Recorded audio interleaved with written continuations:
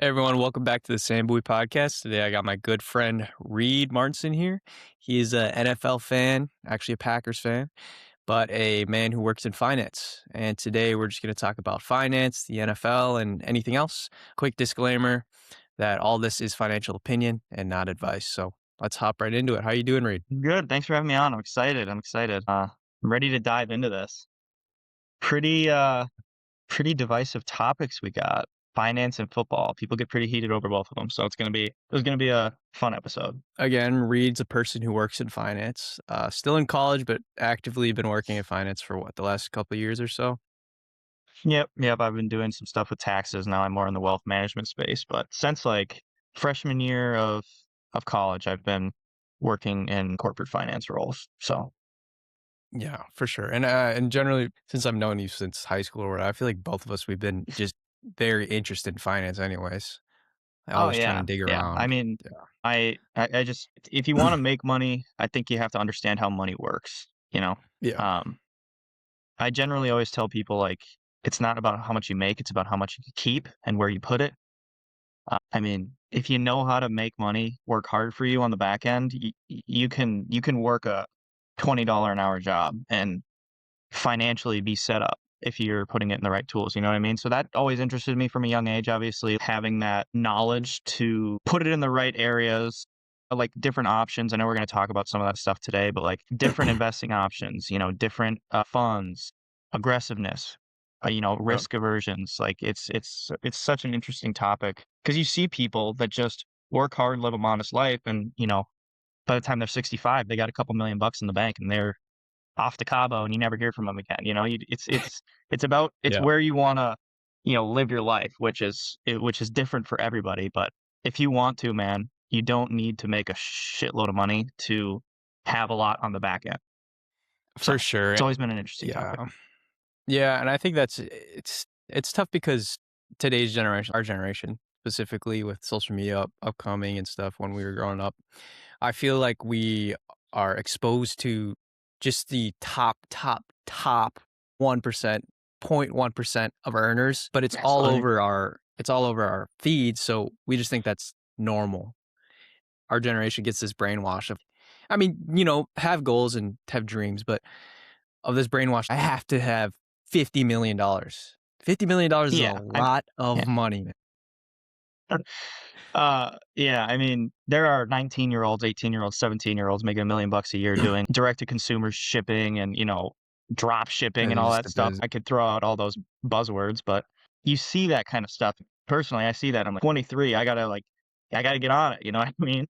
Right. But it's just simply not true. It's probably more accessible to a lot more people to make more money today than it was obviously before the internet in the 70s, 80s, even in the 90s, like when the internet was just a baby. But right now is the time where you could sit in your room and make 1 million bucks a year if you know what you're doing, and Yeah. it's crazy. Some people just have that gene in them that they want to do Right. that kind of stuff, which is really respectable, but very, very difficult. Not saying it's impossible and like shut down your dreams because Yeah, you're not smart. No, it's very possible. And like you were saying, Reed, it's more possible absolutely. than ever. But still, you shouldn't.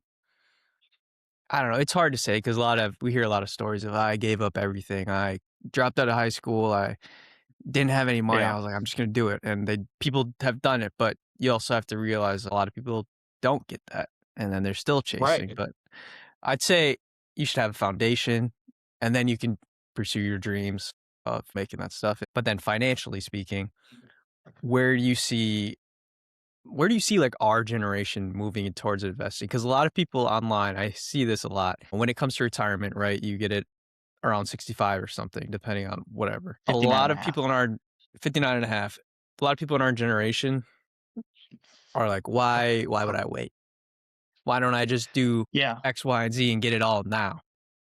Yeah. Well, the main reason is, like I said, it just boils down to honestly compound interest. Like, that's why you can make 20 bucks an hour and get out of the back end with a couple million in the bank because the earlier you put it away, the more that interest is going to compound, the more it's going to make you on the back end. Yeah. So it's not a bad idea to start.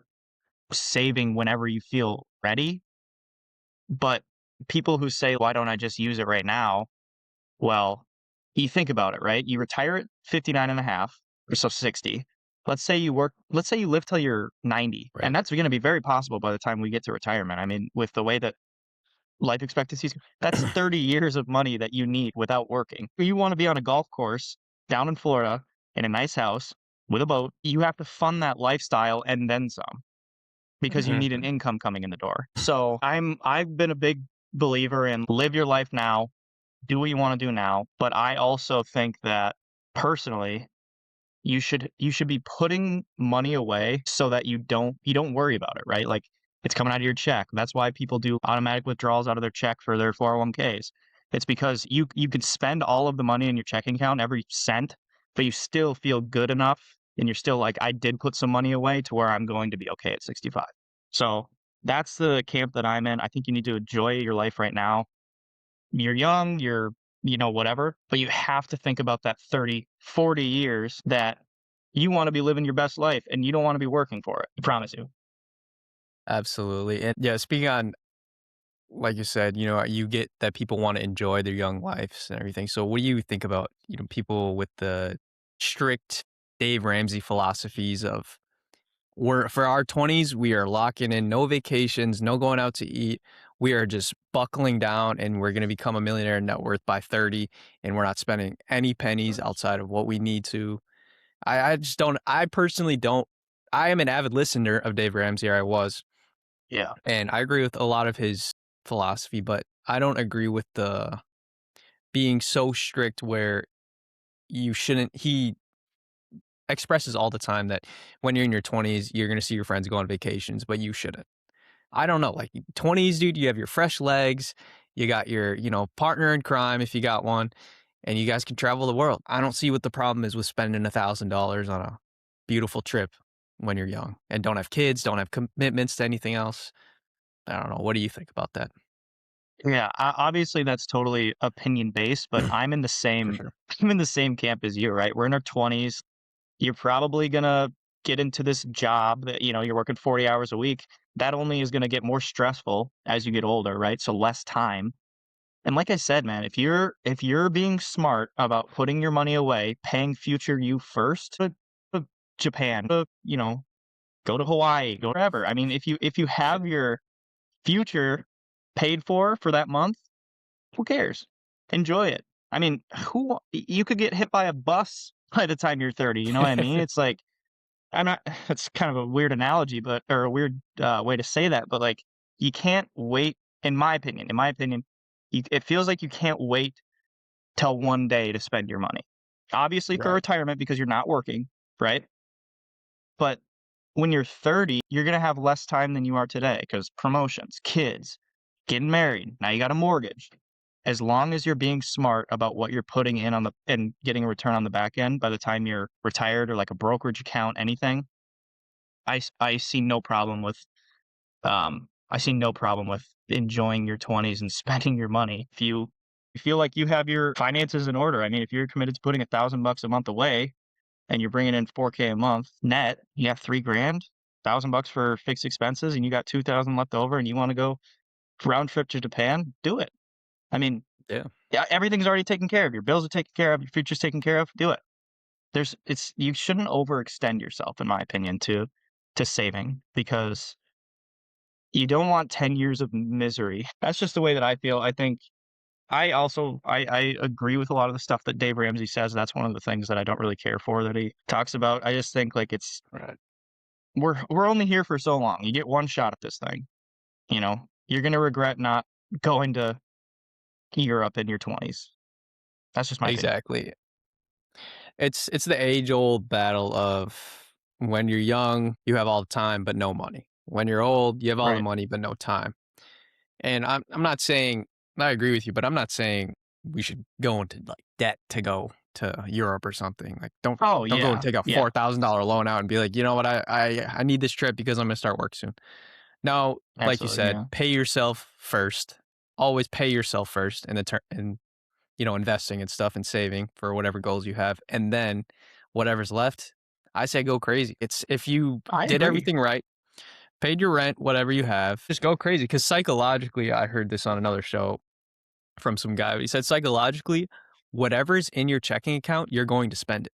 It's just what Yeah. happens. If you Mhm. have $100 laying on your table, you're going to spend it and you don't even realize that you're going to spend it. But if so, I'd say you just clear everything out that instant that paycheck hits. You go 60% here, 30% there, whatever you're saving for, whatever you're investing for. And then the rest that's left, just, yeah, dude, do whatever you want. But we should enjoy I agree, ourselves, that's man. your Like you money. said, I agree, like I you agree. said, 30 years old, something could happen. And whoa, you were saving every penny and you did nothing. So Exactly. it's a You're gonna tough pill to swallow, but personally, I'd regret not doing anything till I'm 30 and then or even 40. I mean, some of these guys are talking about how much money you have to save and how a lot of people say you shouldn't spend any money until retirement. You know what I mean? I just imagine the immense amount of regret I would feel being in Rome at 60 and being like, well, this kind of sucks. I can't do what I used to be able to do. It, it hurts to walk, like that kind of that's, stuff. It's yeah, that's real. That's for that's sure just real yeah, that's my because opinion though.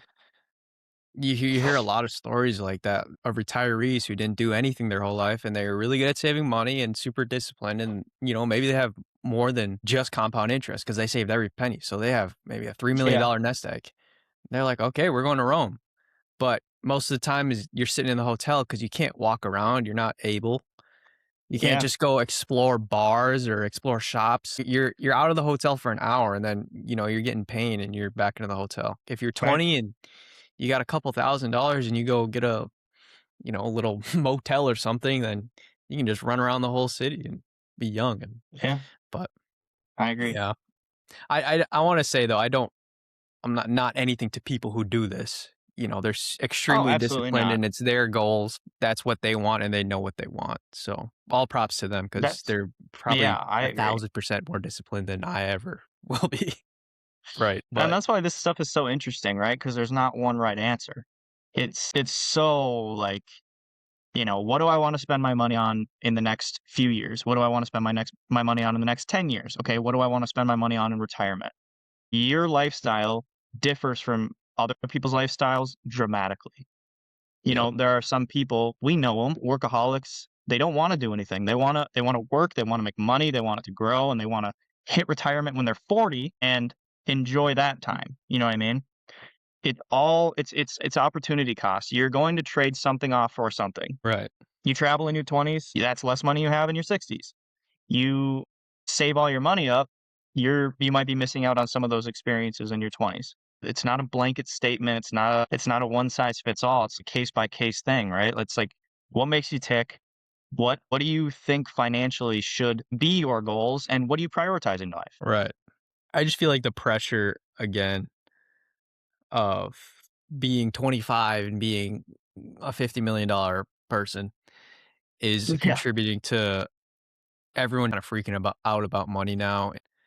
Sometimes pushing you to be like, I need to save every penny because I need to have a $5 million net worth by 35, which is yeah. pretty insane because you're not working till you're like 24, 25 usually, even making real money.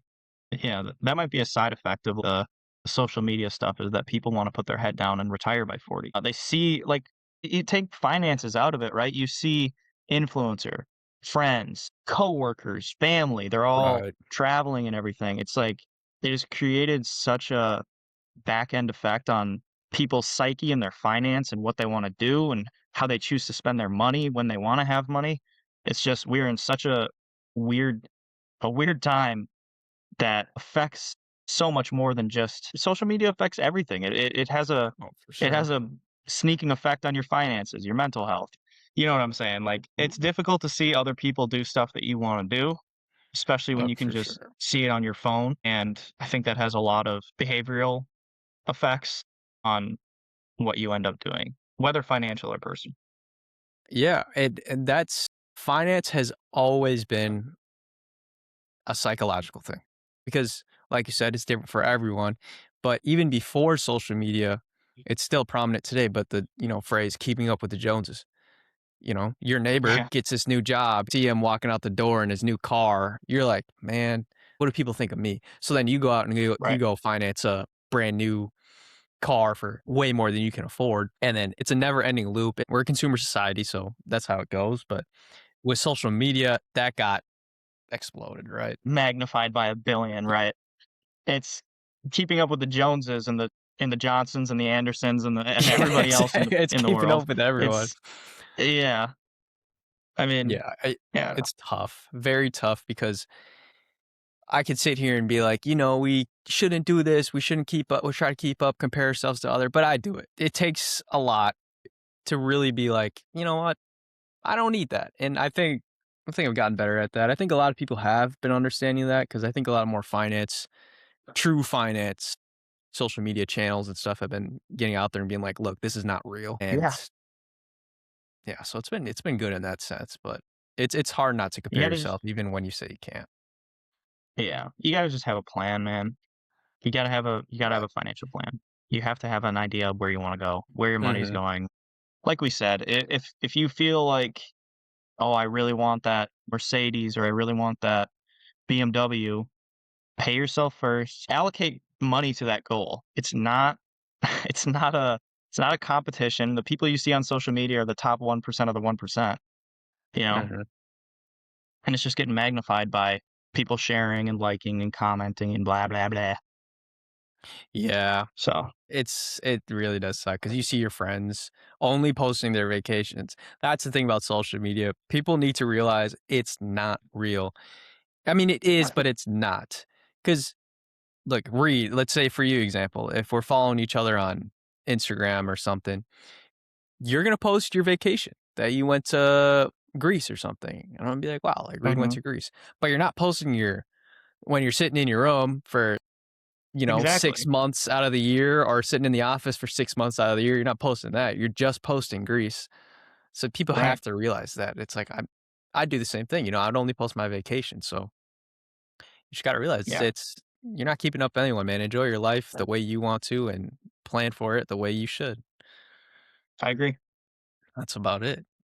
But like what are your speaking of planning financial goals, what are your future financial goals personally and what kind of plans do you have in check right now? Well, I think there's the obvious ones, the home, the car, Right. the all that stuff. So I'll keep it kind of generalized, but like we talked about, I'm in the camp of enjoying my life right now. I'm gonna save money for retirement. I'm gonna save money for those big ticket items like the house and the car. Mhm. And I'm gonna have a plan as to how and when I'm going to get there, right? If that's X amount of dollars a month going towards the house in this account, there it goes out of my paycheck. The Yeah. car, this account. Retirement, this account, this amount. But I mean, man, the rest of that money, I'm taking trips, I'm buying stuff that I want, I'm, being smart about it. I'm not going on shopping sprees every week, but Right. I feel so confident in my plan right now because I know it's tried and true and Yep. it's going to work because we got 1,000 years of this data, right? I Right. mean, people have been doing this for hundreds of years, a couple hundred years. Shouldn't say 1,000, but centuries. So Yeah. it's methods it's methods that work. You can go to bed feeling good. If I had $0 in my bank account tomorrow, I'd go to bed feeling just fine because I'm like, dude, I got money. I got money where I know I want it. You gotta be able to not do the credit card and not do the personal loan and not do the this and that to continue to keep up with it. You just have to keep discipline. I feel good about where I am allocating money, knowing that if I had $0 in my bank account until the next paycheck, I'm still financially in a good spot, even if I can't see it directly. Absolutely, yeah. So, It's it's that confidence when your investment accounts are fully loaded or loaded to, what you can load it to, and all your savings are loaded to what you wanted at, but you have $10 in your checking account, you still feel better than you've ever felt with even $500 yeah, in your checking account, but because you know that your money's making money. Because right. I'm sure a lot of people know, but if you if you don't move dollars, they're losing value. Because right, we're printing money Right. every second, and they're just losing value. So if you just have it sitting in your checking account, you're losing money. And Yeah, I hope people realize that. But imagine if I gave you $500 cash, but every day I took $5 from you right. just because. That's essentially what it is. I mean, it's probably not the exact calculations, but people don't realize when money's sitting in your checking account, it is losing value every second. Yeah. Yeah, I mean, at least put it in a high yield savings account. Yeah, Keep up at with least inflation. something. Do you have any plans for reaching out for different assets beyond just your house, etc.? Different assets is in I don't know. what do you Are mean by you that? planning to venture into like real estate beyond your house, Mm, or are you planning to just fully invest in the market, or what are you trying to do? yeah, that's a good question. It's all case by case, right? Like, do we need more house flippers with the housing market right now? Who knows? But I mean, I always think real estate's a good investment. I think in terms of asset classes, they've been top at least once over the past decade. Real estate investing is extremely lucrative. High risk, high reward, you know. It's I think about the morality of it for me, you know. We talk about these billion-dollar investors buying single family homes and then flipping them around and renting them for 3,000 bucks a month. I feel I feel like if done in the right way personally, morally, yeah, for sure, real estate could be in the future. I just think, like, housing market is so bad right now. It's just so expensive that I don't know if we need any more, real estate investors. Not to say that I wouldn't I don't know. It's a very touchy subject in that regard, but in terms of the pure investment morality aside, absolutely. You should have a diversified portfolio no matter what, and real estate's part of that. I mean, like I said, they've been top of the asset class chain at least once in the past decade, if I'm not mistaken, maybe twice. So it's always good to have that. It's always you're building equity in your home, you know. I mean, it's a great investment. If it's a lot that goes into it, you have to have capital to be a real estate investor, and you have to have time, and you have to have patience. But yeah, absolutely. I mean, in terms of buying and flipping, you can the ROI on that's pretty good depending on the home you buy and how much you sell it for. But I mean, renting as a passive income, yeah, wouldn't be a bad idea, especially if you can get the renters to pay the cost of the mortgage. Right, absolutely. And speaking of passive income, I feel like that's a word thrown around way too much, and a lot of people our Yeah, age just eat that up. It's like I want to make passive income. I want to make passive income. It's never truly passive, right? If you I was people gonna say, say, okay, yeah, you own a house and you're renting, passive income. No, it's not passive because you have to take care of the house. You're the landlord. You have to watch the tenants. I mean, not watch them, but make sure they're paying rent, take care of the like that, tenants, you make know? sure they're paying rent. It's stressful. It's not you just buy a house, someone rents it, voila. No, something's gonna Yeah, break. Maybe a tenant doesn't want to pay rent or whatever happens. It's yep, never passive income. I don't believe, yeah. but There's truly no such thing as passive income. Even I don't know if people even consider investing passive income, but that takes a certain level of commitment every month, right? Like, at the absolutely, yeah. very, very least, you have the mental work that it takes to be missing 1,000 bucks from your paycheck every month. When the term is flown around on TikTok and shorts or whatever, and when it's like, you can make passive income if you do these 5 steps. No, it's Yeah. wrong. You can't make passive income. Passive income isn't true. I mean, maybe, I guess the Papa John guy, the Papa John's guy, he openly, I guess, he makes $1 million a year off of dividends because he took his equity out of Papa John's or whatever and then just put it all into dividends. So Yeah. maybe for him in a sense, but he's also Papa Yeah. John. If you're Papa John, then sure.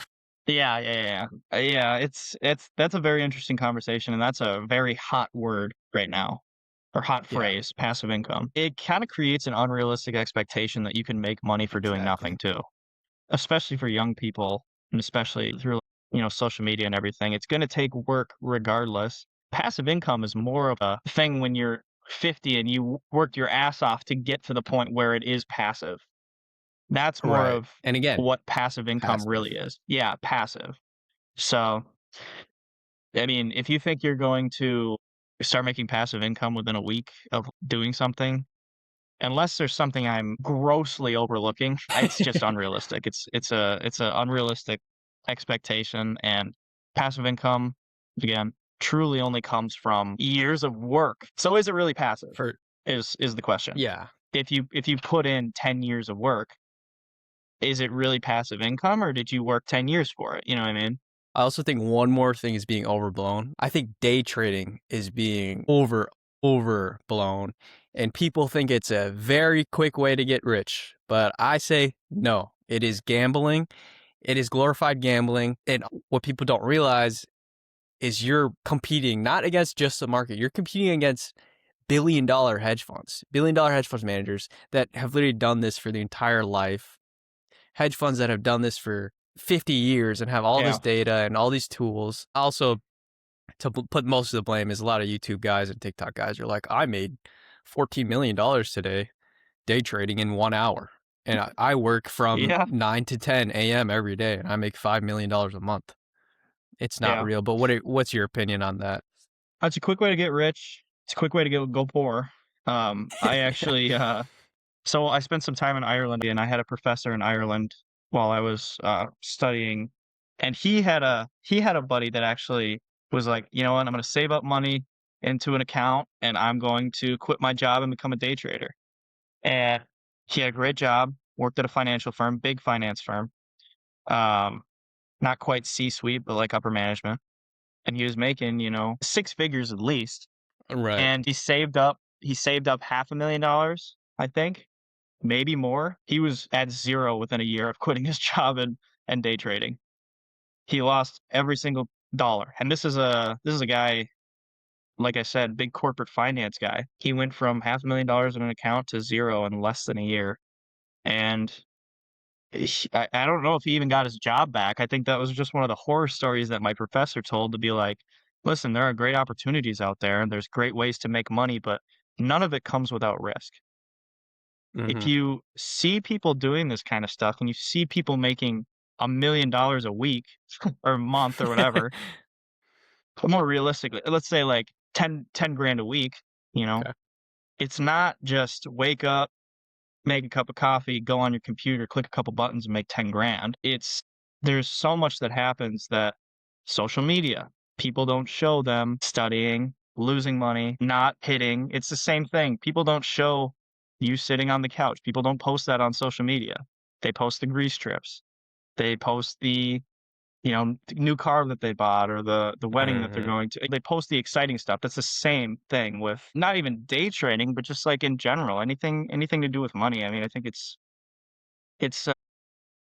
you gotta take what you see with a grain of salt in terms of what was the risk, what was the potential losses. Yeah, it's kind of just brainwashing a lot of people who want quick money, and I don't blame people for wanting quick money. I do too. But again, you got to realize what's real. And like you said, most of these guys just post, here's a day in my life of a day trader making 10 grand a day. It's literally Yeah, a clip of them getting coffee, pressing 3 buttons, and then getting off at 10 a.m. and being like, I made 50 grand today. No, yeah. I, to be play devil's advocate, there are people definitely who make money off of day trading, like for sure. But it's extremely, extremely, extremely challenging in a very high barrier to entry, I believe. If Oh, you, absolutely. You need to have yeah, extreme capital to even get into it. extreme cap, I think $25,000 is the minimum to start day trading, I believe still. Mm. And yeah, from there you're risking 25 grand. Like, dude, not a lot of us have just 25 to grand of extra income. And beyond that, you have to know so much about financial analysis, not in just general finance, but in that specific, in day trading, in literally Right, day trading. It's another right. like practice. And yeah, I don't know. It's extremely risky and it's overblown in social media. And a lot of young people are literally saving up 25 grand and losing it all. So I just think it should be Yeah, more regulated. And I don't know, maybe there should be an alert on every video that says, like, this is extremely risky. You know, when there's yeah, like, this is licensed by a medical doctor or whatever, when a doctor posts on, yeah, they should just be like, beware, this isn't a very high risk investment or something, like just to help us out. yeah. I was just saying there is ways, the right way to do it too. It's not a 1 hour a week job type deal or 1 hour a day job. You have to. No. It's economics. It's finance, it's economics, it's internal analysis, external analysis, market analysis. It's not. You have to know. You have to. When you say it's gambling, I agree. But the people that are successful at it put in a lot of time into surefire, in their opinion, surefire. It's going to go up because I put 40 hours of research into this one company, and I think this might be the right time to invest. Like, Yeah. it's not a there's right ways to do it, and I agree. I think you need, like, a disclaimer just with everything else. Like, even in the financial stuff that we're talking about, we put in a disclaimer, "This is not financial advice." Something similar could be beneficial. It's a crazy cutthroat industry and career. If you can manage it, I mean, more power to you if you can make a career out of it, but I don't know, man. It's a I'm not I'm a little too risk averse for that. Yeah, and again, I don't want to just beat down people who are professionals at this because they Yeah. spend a lot of time and analysis.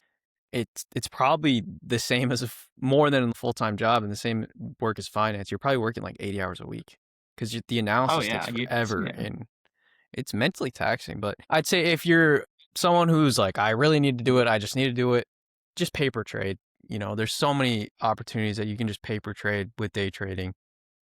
And for those of you who don't know what paper trading is, it's just using fake money and you can trade live with everyone else in a sense. Like, I don't know, I tried it and then I realized how hard it was and I was like, God, I can't compete. Like I paper traded with like whatever. I put like $1 million in the account, fake money, Yeah, yeah, and I yeah. lost everything very quickly. I mean, with everything, man, with what we're talking about, with what you see on social media, with what you see on the news, do your research. Just do your research.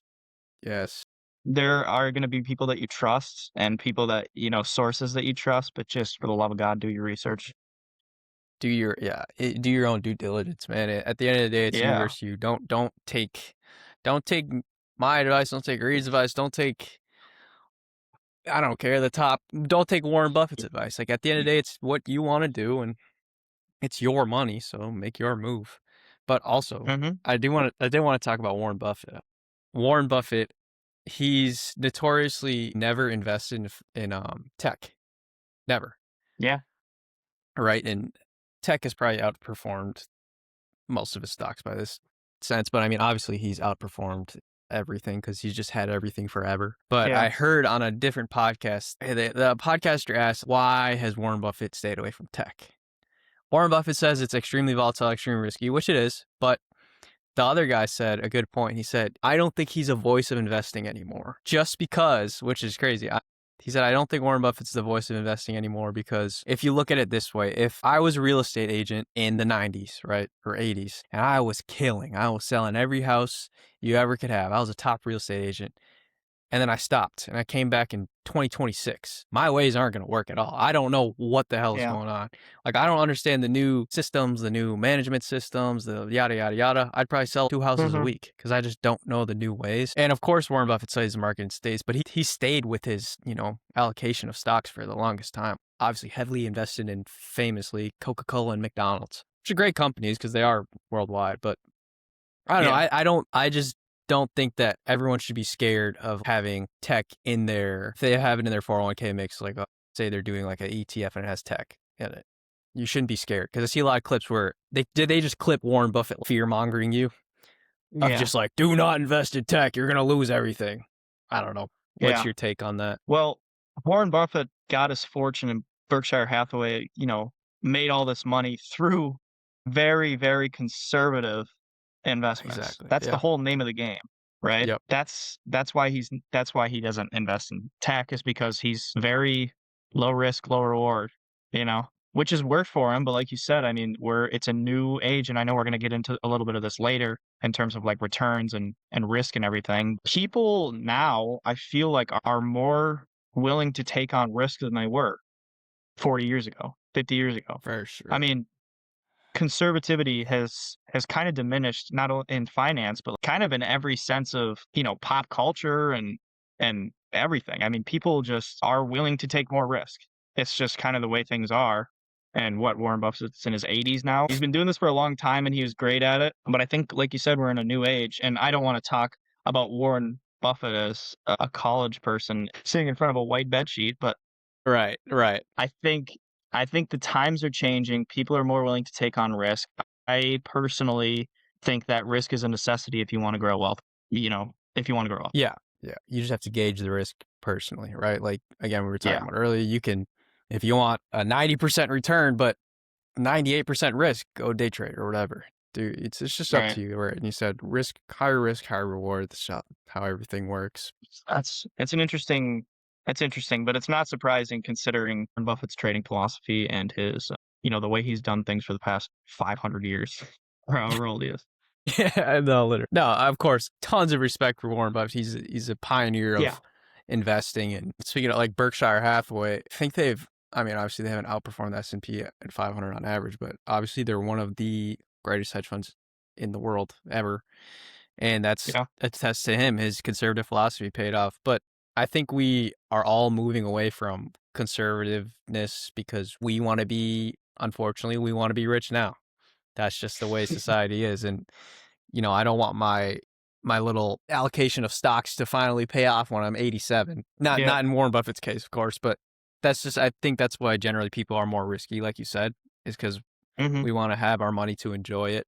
But it's a tough imbalance there because, like how often are you going to find some stock that's going to pay off within 10 years? Like, and yeah. go 10x. I mean, young people are it's even you can even do it with, like, funds, like, all equities. A lot of people are doing all equities now at 98.2, which is 98% equities, 2% fixed income. And that's just young people in their 20s are more risk tolerant because Yep. they're saving that money for big ticket items like the home or the car. And assuming you save for 3 years and the market crashes, well, it sucks, but is it really the end of the world? Never is. If you're in your 60s and the market crashes and that's your source of income, Yeah. you I know, guess, yeah. Good so point. as people get older, they tend to go to a more conservative portfolio until they're basically all fixed income. Not really earning any return, but they're never gonna their account's not gonna be down as bad when the market's down. So, I mean, especially with young people, like I said, young people in retirement accounts. I personally think that if we're 23, we can't touch them until we're 59 and a half, almost 40 years, right? Why not go as aggressive as possible? Because if the market crashes when we're 40, can't touch the money for another 20 years anyway. Right. You know what I mean? So staying as aggressive as possible, your retirement account goes down by 40%. Who gives a shit? We can't touch it for 20 years. And then Yeah. as you get closer to your retirement date, then you allocate where your money's going, maybe get into more of like fixed income 50-50 portfolio type stuff to mitigate some of that risk as you come up on retirement. But right now, man, this is where this is where people make a lot of their money in investing.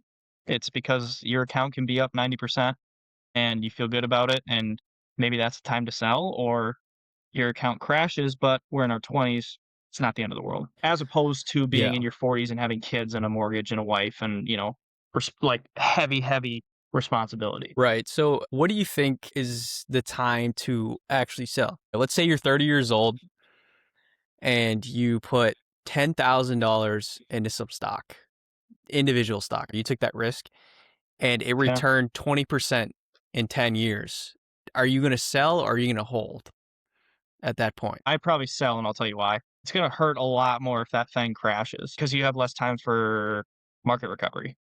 So if you're in your later stages of life, coming up on retirement, like you said, invest in it at 40, 10 years, it's up 20%. That means you're 50. You got 10 years till you hang up the boots. You know what I mean? So, sure, it could, and it all depends on your risk tolerance. If you're feeling like, and how you feel about the company. If you feel like this thing could still go up, that's your risk tolerance. That's what you believe in the company. That's based off your own research. Me personally, in a completely black and white hypothetical, Yep. I'd probably just sell it because I mean, $2,000 return of 10 years in behavioral finance, it hurts 2.5 times more to lose than it does to win. So if you were to lose $2,000 on that investment, so let's say you have a 20% loss, that's going to hurt 2.5 times more than it feels good to be up 20%. That's just human psychology. That's just the way stuff feels. So for that reason, and coming up on retirement, I'm not a super. I would consider myself risky, like I mentioned earlier, but in the right situations, so probably sell at that point because you know you really just never know unless you feel great about it. Right. And for people who don't know, also, can you explain, since it's the 10-year mark, can you explain the difference between long term capital gains and short-term capital gains and what the tax implications look like? Because I feel like a lot of people don't know that you will get heavily taxed when you sell a stock. And there's actually some ways around that that I'll explain. Something that my firm and others have been doing in the past year. But capital gains, it just capital gains 101. You put $1,000 into a stock, it grows by $50. You're taxed on that $50. It gains tax. It's pretty much exactly as it sounds. So let's say I invest $100 today. It's March, and I sell it in April, right? Mm. That's less than a year holding on to that asset. So I would pay something called short-term capital gains tax. That just means you held the asset for less than a year, you're going to pay a little bit higher tax on those capital gains, and that's based off your ordinary income, so it's not like a single number. If I were to buy the stock today, March of 2026, and sold it in April of 2027, then I would pay something called long-term capital gains tax, which is lower because I held it for a year. So that's basically the ins and outs of what long and short-term capital gains tax is. But something that firms have been doing recently is something called direct indexing. So that is where take the S&P 500 for example. The S&P 500 has 500 stocks in it, right? But they all move like this as one. They all move together. Direct indexing is buying all 500 individual stocks of the S&P 500. For example, this last year, 300 of the stocks in the S&P 500 were in the green. They went up. The other 200 were in the red. So they actually lost value, but you only see the return in the green because they take the entire thing as a whole. What direct indexing does is buys each individual stock, and at the end of the year, you sell the losers. I'll say that again. So at the end of the year of your 500 stocks, the 200 that were losers, you sell those. And like there's capital gains, there's also capital losses, but you don't pay taxes on those. So what you can do, sell the losers, hold on to the winners, the capital losses go onto your 1099, and that rolls over to the next year. So it looks like you have a negative $20,000 loss on your stock portfolio, so they won't tax you on it. Let's say the same thing happens. This time, 400 of the stocks are up, 100 of them are down. You sell the losers. Pretty soon, you have $200,000 in capital losses. And by the time you're ready to take out $100,000, they just offset each other. So you pay zero tax. Wow.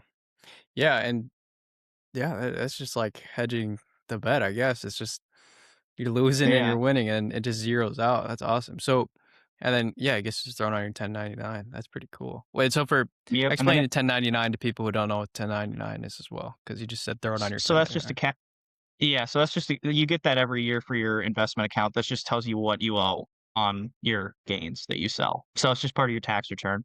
Like that's something you just do when you file your taxes. But so people, some people might be thinking like, why would we sell these losers if we're losing $200,000? Well, you got to remember we're buying the individual stocks and selling the losers, but we're holding on to the winners, right? So we're still getting the same exact return.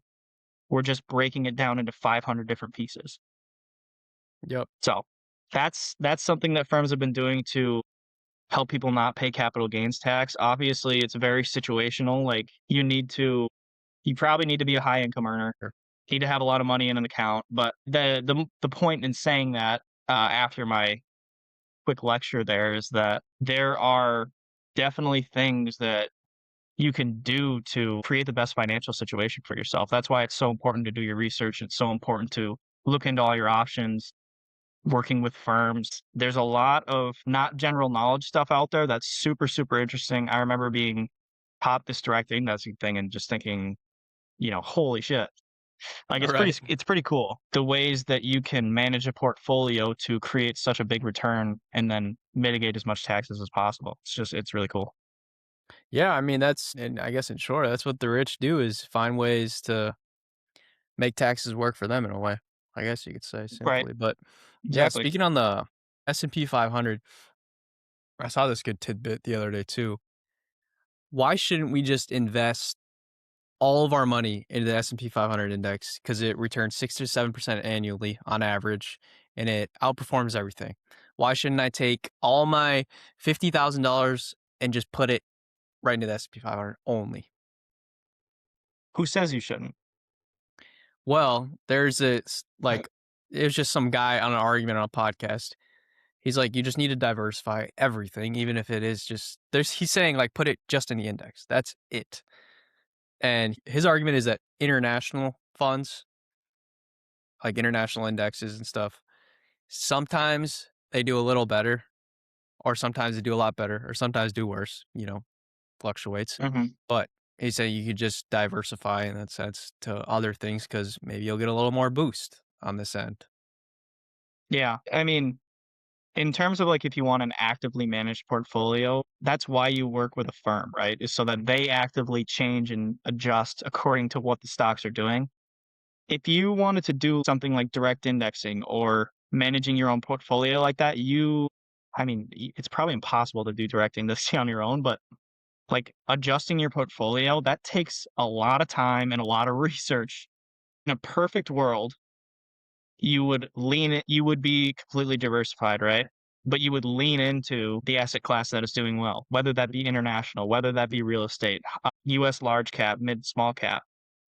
You lean into that, but you keep everything. You have a piece of the pie in every aspect of each asset class, but let's say real estate's up 25%, well, maybe we should sell some of our small cap that's not performing so well, hold on to a little bit of it, but lean into it, right? Mhm. So that's what in a perfect world, I mean, yeah, I'll never talk bad about the S&P 500 because it's obviously a great fund, and if someone's just kind of passively getting into this stuff or passively like, I'm curious, I want to start putting money away, but don't really know if I want to work with anybody. It's a great option. It's tried and true for the past however Mhm. long, 100, 200 years. Like I've been saying the whole time, it depends on situation, risk tolerance, what you want to do, what you believe in. But I'm a big believer in the S&P 500 as a piece of the pie, as a portion of your portfolio, but it's never gonna be a bad idea to invest in the S&P 500 because it's been proven to work so well, especially if you're not too keen on working with someone quite yet, and you wanna just kinda dip your toe in the, investing world. It's a great option. For sure, for sure. And for people who don't know about like options that you can, get bits and pieces of the S&P 500 through like ETFs or actively managed funds and stuff like that. Because if I'm new to investing and I hear invest in the S&P 500, invest in the S&P 500, I'm like, okay, let's do it. I look up S&P 500, it's $6,700 for one share. I'm like, I can't invest in this. So what are the options? What are the options people have there? The S&P 500 is a blanket term for the stock market. When people say the stock market made 10% this year, they're really talking about the S&P 500 because it's the top 500 companies. So you can invest in different funds that take pieces of it, right? Like you said, the S&P 500 is nearly 7 grand right now, so I can see how that would be intimidating for somebody. You can buy partial shares through, different methods, but there are so many different like on Fidelity, there's the Vanguard 500 fund or Fidelity Index is 500. I don't know the exact names, but there are all these companies that you would work through have the top 500 companies as a ETF or as an option within their app or within their, web page or whatever you're doing. But in the end, it is just a piece of the S&P 500 in most cases. Obviously, you have to read the read the description on the stock. You know, those funds that follow the S&P 500, like I said, they're gonna perform pretty much all the time in terms of historical rates of return. But yeah, there's countless options as to how you can get in on the S&P 500 and not have to shell out 7 grand for it. I mean, you can buy a portion of it through the open market, Yeah, for like sure. And partial shares. yeah, for like Yeah. early investors, again, they see that $600-700. They're like, I don't want to invest anymore. I can't afford it. This is just for the rich. Some people have that Yeah. mindset that stock trading is just for the rich. How much are these costing, and what is an ETF? What is the difference between an ETF and the S&P 500 index? Can you Yeah. explain that? For starters, you can buy as much of an ETF as you want. I can look I'll look right now. Yeah, I mean, looking at Vanguard right now, Vanguard 500, it's 635 bucks a share, but you can buy half, a quarter share. It's equal distribution. There's not a one single. You don't have to buy a full share of this stuff. That's what makes it so accessible to not only the average person, but maybe someone that wants to get into investing. Same thing with the Fidelity 500 index. I mean, it's that's only 239. So when you think about buying stuff, you don't need to think about buying the whole entire share because it's not, you don't have to. So when people see that number, it's obviously intimidating, but you can still get in on it if you want to at a smaller price. You obviously just get less of the return, if that makes sense. Right. Like comparatively, like if you buy $100 and it goes up 7%, obviously that's going to be less of a return than if you buy a full share for $200 and it goes up 7%. There's always options, there's always gateways into it. There's always ways you can get into it at a lower price. You don't need to be a ultra rich billionaire to invest in this kind of stuff. In terms of what an ETF actually is, it's called an exchange traded fund. It's literally just a fund of different individual stocks like the S&P 500. So that's why people tell you, if you invest in ETFs, that's the diversity aspect of it because it's a bunch of different stocks, individual stocks in a fund. So people Right. like that, when you hear ETF, it's just like saying a bunch of different stocks, bonds, whatever in one fund. Right. And can you also just break down, I guess we didn't even talk about this. What is the S&P 500? What is it? And why is this the benchmark for every Yeah. talking point when it comes to stocks? So S&P stands for Standard and Poor's. It's a financial rating agency in New York. All the S&P 500 is the top 500 companies in one fund, in one ETF, you know? Top 500 companies in one, it's less of an ETF, but it's yeah, top 500 companies in one fund. And that is why it's had such sustained growth, right? Because top 500 companies, I mean, it's destined to succeed. And as for the reason why we call that the stock market, it's probably because it's the most well-known fund there is, because this is what most people are invested in. When you talk about the stock market, it's kind of like a herd mentality type thing. Like, what is everybody invested in? Oh, everybody's invested in the S&P 500. It's constant. They change, the companies that are in it. That's why it's so lucrative for people to buy because it's pretty much um, guaranteed growth. On average, they're earning very safe growth over the course of, and it's the top 500 company, so how could they not? Or if I'm a young person and I'm working part-time, making, I don't know, 300-400 bucks a check, what would you do with that money and how would you allocate it for investing? Yeah. I mean, if it was me, the name of the game is to start out, don't yeah, like I wouldn't overextend myself. You know what I mean? Like if I'm making 800 bucks a month from my part-time job, I'm not putting 600 of that into an investment account. Anything is better than nothing. This investing thing, this putting money away thing, it's kind of like a muscle, right? You're not going to go to the gym and bench 400 pounds right out of the gate. You got to work your way up. And I believe the same is true for investing. I think if I'm in that situation, I would just passively put some money away, do what I can, don't overextend myself, don't put money away so I'm living paycheck to paycheck, and then just kind of doing what works and what's historically worked. Yeah. Yeah, for sure. I agree with that. I think when we all first start 18 or whatever, when we all Mhm. first start, or at least for me, I would always put like 90% of my paycheck away because I was like, I want a It's lot of tough. money. But then I would have like Yeah. $4 and then Yep. everyone would And go to Taco Bell or something. And I'd be like, well, I have no money. So I think I definitely agree with your take on when you start for sure.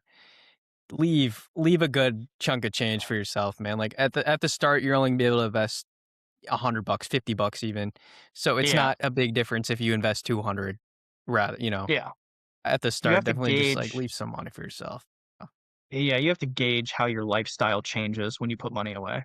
If it completely destroys your life and your social life and how in your your happiness because you can't do anything, you can't. You gotta start small. You'd rather underinvest than overextend yourself and be miserable for a month. Absolutely. And yeah, I mean, it's just like when you're so young, like, you're making such little money that if you put in a little more, it's not going to do much. If you put in a little less, it's not going to do much, because you're Right. putting in Your increments of mental's gonna five, thank you ten though. bucks. Yeah, Yeah, exactly. Go hang out with your friends, put 50 bucks away and just enjoy it. But yeah, I'd say that's I agree. for a barrier of entry though. I think people get very intimidated by the stock market, right? Especially when you're young. Yeah. And let's say no one in your family has ever invested. You're a first time investor and it's just you. I'd say start with something easy and just throw away 50 bucks a month, 100 bucks a month, whatever you have that's just Yeah. literally you could set on fire. I'm not saying you're setting it on fire, but enjoy your life if you're really Yeah, young. yeah, yeah. And I mean, another thing too, if you don't have the capital to be investing quite yet, but you're interested in this kind of stuff, do some just looking. You know what I mean? Like you don't have to buy anything if you're not ready for it, if you don't have the discretionary income to do so. Like, get familiar with this kind of stuff if it's something you're interested in. I mean, just familiarizing yourself with the out there and what you could potentially invest in, and then you have something to kinda look forward to. Like, it's kinda fun. Yep. You gotta turn it into a little bit of a game, you know? Yeah. Yeah, for sure. Gamify it. And you're not, and again, you're not playing with a lot of money at this point. Usually you're part time. Yeah. So it's not, the risk isn't crazy anyways. If you invest 50 bucks and you lose it, it's like, whatever. But also with that, I think if you don't have the money, don't feel the need to start investing. Don't feel the need to rush into investing. I think that's where we mess up is when we see all these things like you need to start investing in retirement. The younger the better, of course, right? Compounding interest. But In a it perfect world, feels yeah. right. It feels like, you get on there and it's like if you didn't invest at 18 in your Roth IRA and max it out every year, you're done. It's over. No, you shouldn't feel that. Yeah, If you don't have the money to comfortably invest when you're young, I don't think you should really force yourself into it because then you're going to be one, miserable, two, you're not going to have enough money for anything else.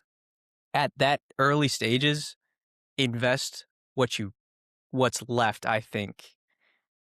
Like pay for yeah, what yeah, you I need mean, first. You're playing with such little money is what I'm saying. You're not yeah, if you're 18 to 20 and you put in $2,000 in those 2 years, it's not gonna hurt if you didn't put that $2,000 in 2 years when you're 50, you know? yeah, Like, and, if you have it. again, yeah, I was just gonna say, again, it's never too late to start investing either. Like, I think people get discouraged too, where they're like, "Well, I didn't start in my 20s, it's wraps."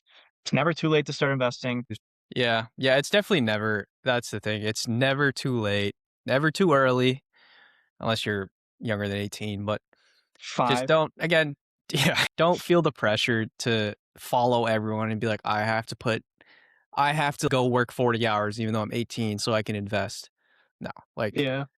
if you want to, yes, absolutely, that's amazing, but if you just wanna be Yeah. a normal high schooler and just do your sports, do your school, hang out with friends, don't stress yourself out about investing, I would say. Even if you're in your 20s too, it's just invest what you can and it'll grow over time what you put in, so don't Yeah. stress about it, I It's think. not a one size fits all for everybody. It's totally case by case. So, you kind of just got to do some introspective reflection and be like, where am I at? What do I want to put away? What are my priorities Yep. right now?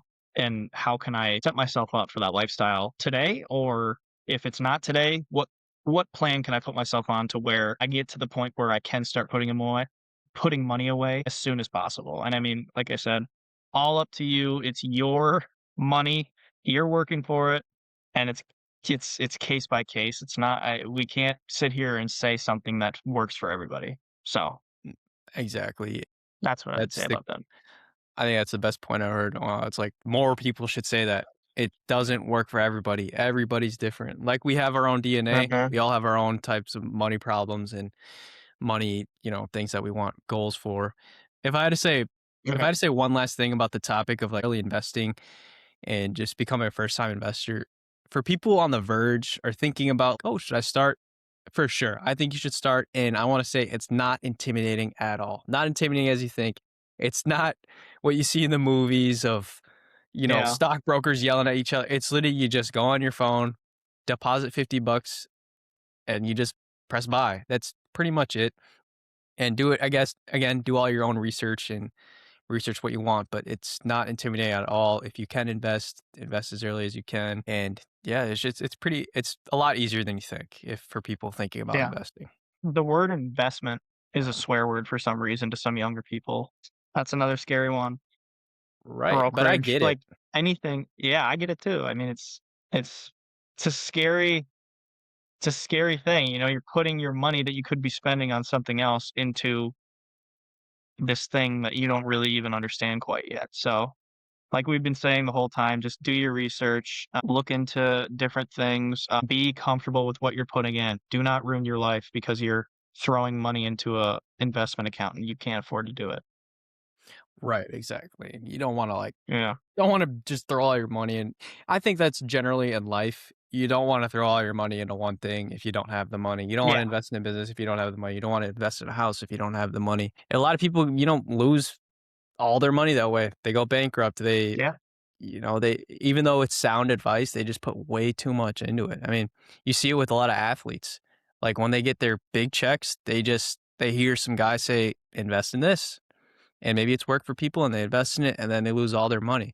You see with a lot of pro athletes, it's because Hmm. it kind of works with what we were just talking about, how a lot of people are new to investing. A lot of these athletes, pro athletes, are new to money in general, and now they have a substantial amount, and then they choose Hmm. to invest it in something wrong, or they choose to invest like 99% of it and have nothing left, and then that investment fails. So don't put all your Yeah. eggs in one basket in terms of investing. And like Adrian Peterson, he's in crippling debt.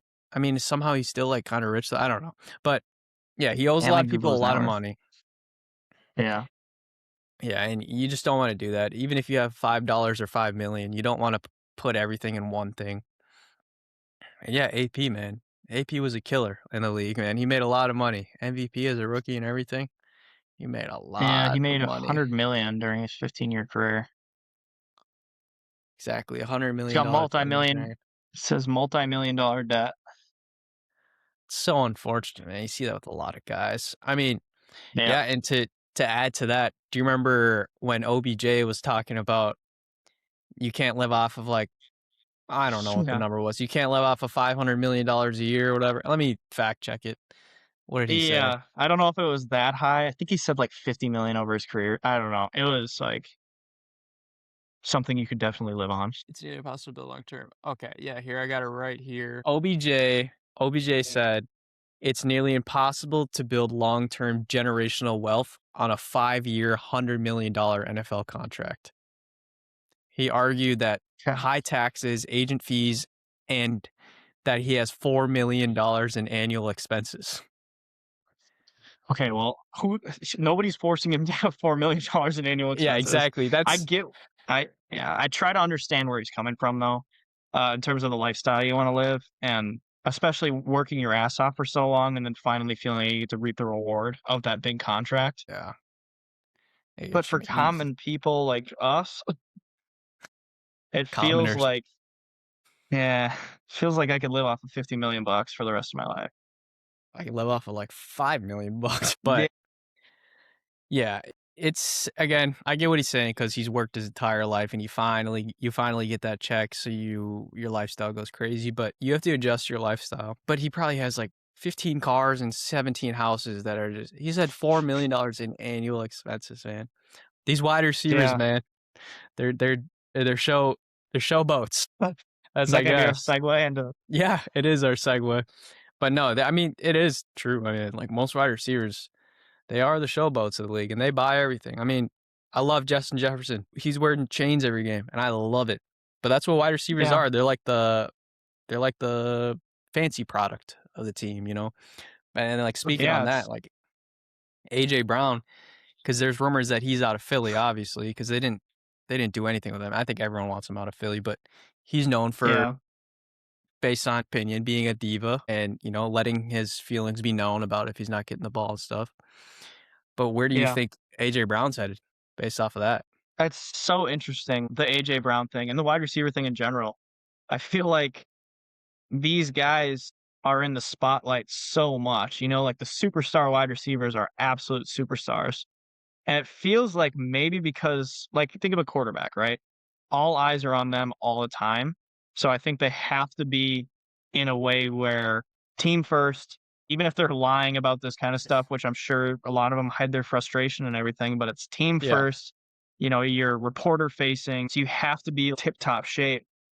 These wide receivers, they're not the center of attention like the quarterback is, but when they're superstars, they're absolute superstars. So they kind of Yep. let maybe some of that emotion slip, or if they're not getting the ball enough and they feel like they deserve to get the ball more, which I think AJ Brown does, and he's warranted that reaction. I think I honestly think too it depends on how you feel about outspoken players and on if players should be more critical of the team around them and ownership and the coaches and Yeah. everything, you know what I mean? Me personally, a player like AJ Brown, man, I understand his frustration. I think especially at the production that he's had up until this point in his career, like, and falling off a cliff kinda like that in terms of targets and, catches has gotta be frustrating, especially, the guy loves football. You can't be mad at him for loving the game of football, he wants to play. No. A lot of people say, these guys only care about the money. Well, AJ Brown got his bag, and he's still mad because he loves the game of football. So, Exactly that, man. And I don't agree with all the AJ Brown diva hate on him. yeah, He is a baller, man. He's a baller. He has the resume. If if he's not getting the ball, I'd be mad too. Like yeah. it's just he's the I best mean, wide receiver on the team. Maybe 1 to 2, right? At that yeah. point with I him I and Devonta mean, Smith, but yeah. People complain about their jobs all the time. right. Every single person is complains about their job, but for whatever reason, athletes just get absolutely destroyed for it. Yeah.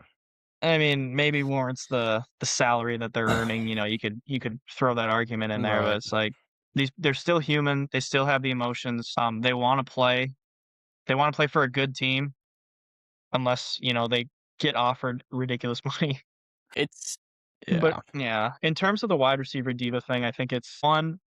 They're not in the they're not in the immediate spotlight all the time. They are at times because they're the one that catch the ball and they're the one that rough people up and they're fun to watch and they're cool and they're this and they're that. But they're out of the spotlight enough to where they feel like they can talk a little bit about the more pressing things that are going on in their head. I mean, think about like the Puka Nakua thing with that streamer. I mean, Yeah. a quarterback would never be able to go on a stream because it'd be too like you're too center spotlight, you know what I mean? Obviously, Puka's an absolute superstar, and even then, he can still do it because quarterbacks they're put under a microscope constantly, Yep. you know what I mean? So, that's kind of my opinion on the whole diva thing. I think sometimes it's warranted, sometimes it's not, but they have a lot more say because they're not getting hammered by the media constantly. Right. And it's again, I fully support AJ Brown and like Yeah, his criticism of why well, let's say this. I fully support AJ Brown and his criticism of not getting the ball and not, getting targets, but it's hard when you have a guy like Justin Jefferson who had his worst year ever, and he has just been fully, I'm just here to win. Like we're team guy, team guy. So it's yep, hard to advocate for players like AJ Brown who are more outspoken when the yeah, best wide receiver in the league, arguably the best, it has his worst year and is saying being extremely humble, being quiet, not saying this sucks or not, flipping out all the time, etc., and wanting like a trade and going on podcasts or whatever. But it's very hard to compare. Like if you're an average fan and you just see 1 and 2, you're gonna be like, well, the other guy should be humble too. But it's a lot yeah. deeper than that, I think. Yeah. It's very weird. Yeah, I got a lot of respect for Justin Jefferson for obviously putting up with a lot of the dysfunction too. I mean, with the GM getting fired and Absolutely. Yeah. the quarterback situation. That's the uh thing, man. yeah. Sorry to cut you off, but Justin Jefferson, he has every right to say whatever he wants on that football team, but he says nothing. He says, I I want to think be people like would be here more to forgiving. win and leadership. Yeah. Like That's what I'm saying. He could say whatever he wants. He deserves the right to say, or reserves the right to say anything, because he has helped that team in leaps and bounds, but he doesn't Yeah. say anything. So how do you compare that to like AJ Brown and other guys who are outspoken? Yeah, that is a difficult question. I mean, I wanna say I think that if AJ Brown was on a terrible team, but he was getting targeted, he would be fine. Hmm. Justin Jefferson obviously commands the most targets on that Vikings team. I think AJ Brown's issue is that he just wants the ball more. Like, he wants more opportunities, and, I mean, even with Justin Jefferson's kind of an anomalous case because he's unbelievably media trained, like, seems like such a good dude, like, he's everything you want in a superstar wide receiver. And, like, even when he's not getting targeted, I think he might be a unique case of this, but I think these guys just want opportunities. They want the ball thrown to them, even if it's, just give me a shot. Even if Right. they end the game with 0 yards, if they have 7 or 8 targets, I feel like they could walk out of that being satisfied with having enough contribution to the team at least, and I think that's where the problem lies. That's why you don't see other positions getting this frustrated is because you Right. get the same amount of opportunity as an offensive lineman, you're blocking the edge, you're blocking the DT. Quarterback, you touch the ball every single play.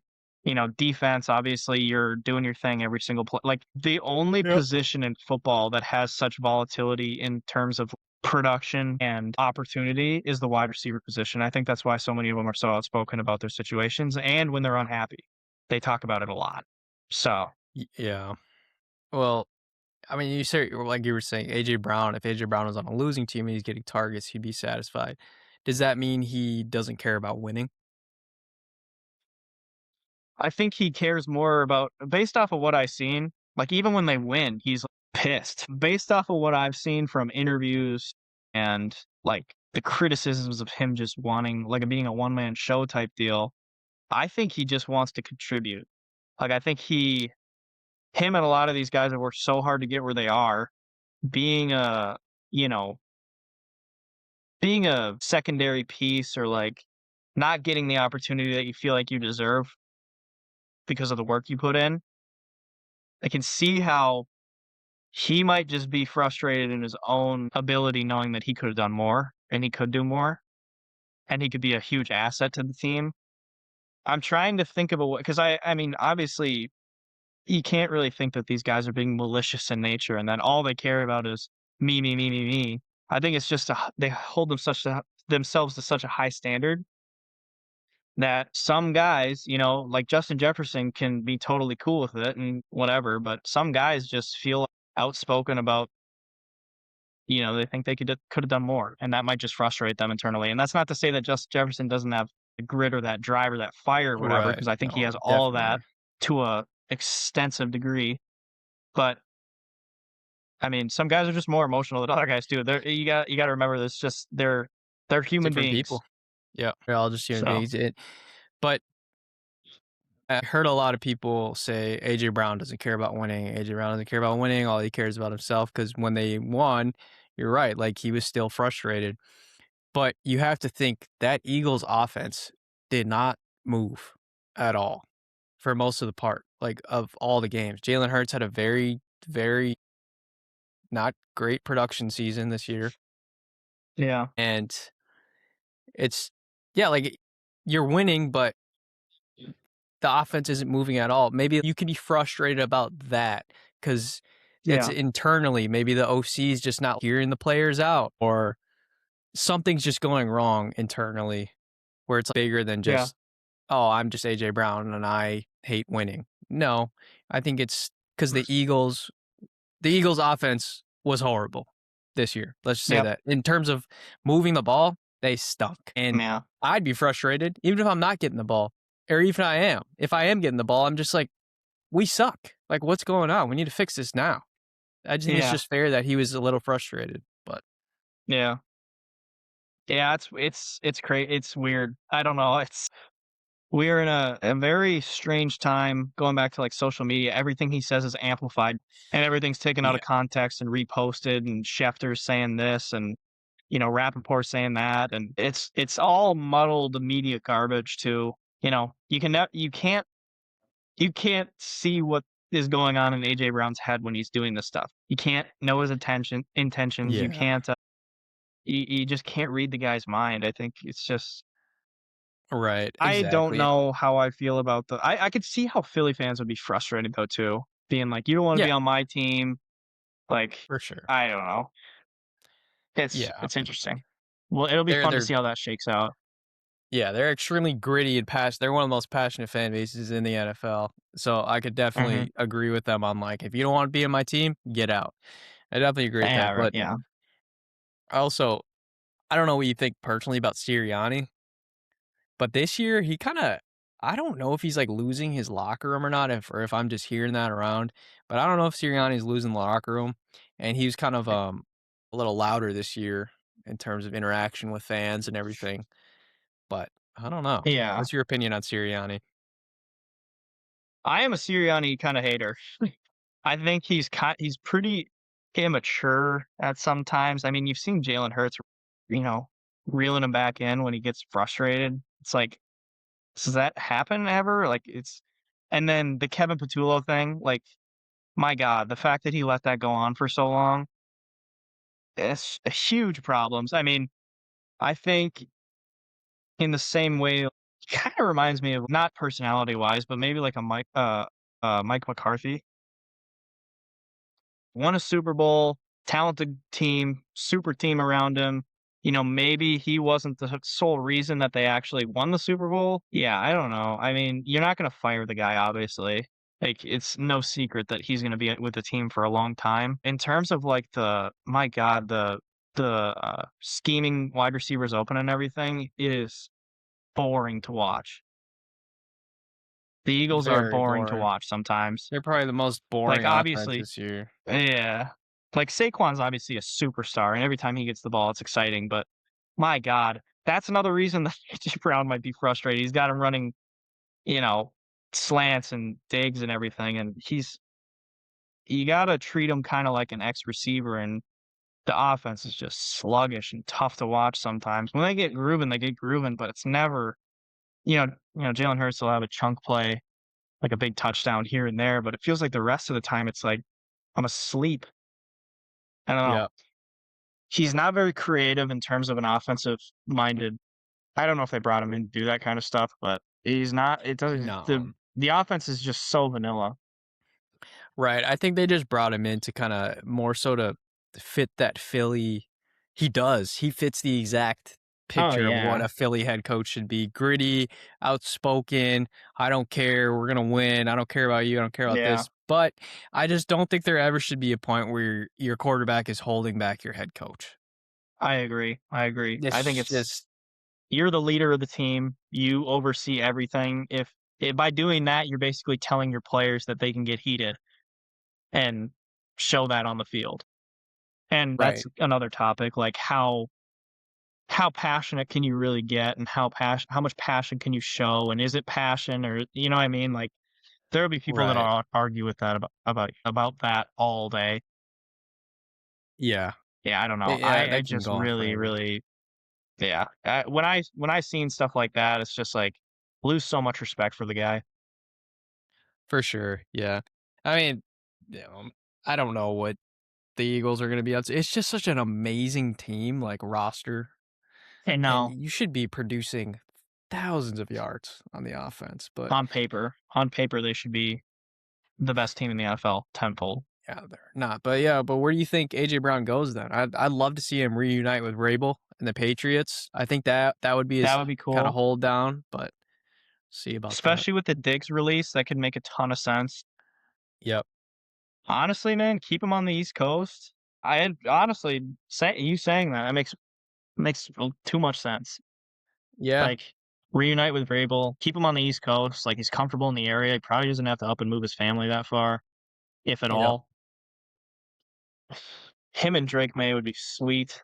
They just released Diggs, so they don't have a true number one, even though Diggs probably wasn't a true number one, but, I mean, you got the pieces, right? Kayshon Boutte, the guys, on the offensive line, Will Campbell, I know he had a rough Super Bowl, but you got these pieces, and I mean, obviously Drake May, the dude's 22.